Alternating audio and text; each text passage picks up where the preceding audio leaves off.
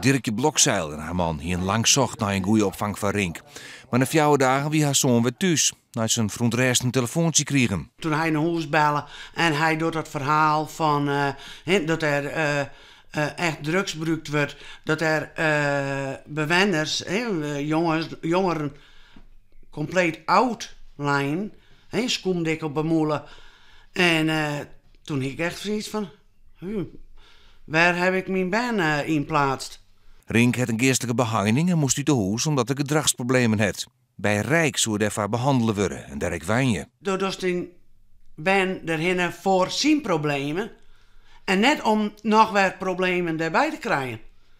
Want ja, hij had er nou krek een week geweest en wij zijn ik van als wij hem er langer laten hier, dan weten wij net wat we waarom krijgen hier eigenlijk. De directie van Rijk begreep de zorgen en de emoties van de ouden. Maar drugs kunnen ze net heel moeten doorhouden. En dat zijn alle die jongeren die krek als normale jongeren ik experimenteren. Dus bijvoorbeeld ik met drugs. Zolang dat bij experimenteergedrag blijft, kun wij wat budgetten voor deze band. Daar spreken we net van waarom. Als het tot verslaving leidt, dan kunnen wij net iets budgetten voor die band. En dan verwijzen wij terug naar je collega-organisaties, bijvoorbeeld Verslavingszwaar Noord-Nederland. Er is nog net een ooropvang van Rink. Hij is weer thuis en